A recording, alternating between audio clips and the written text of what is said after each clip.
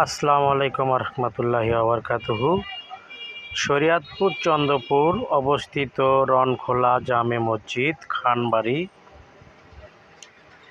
Chandrapur union পরিষদের পাশেই chairman বাড়ি আব্দুল সালাম খান চেয়ারম্যান, সাবেক চেয়ারম্যান নয়ন খান সাহেব তার বাড়িতে অবস্থিত এই মসজিদটি অপূর্ব সুন্দর এবং দেখতে অনেক সুন্দর, দেখার মতো, দেখলে হৃদয় জুড়ে যায়।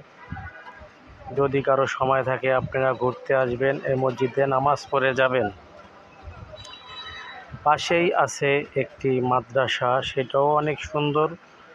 মাদ্রাসায় সবাই লেখাপড়া করে।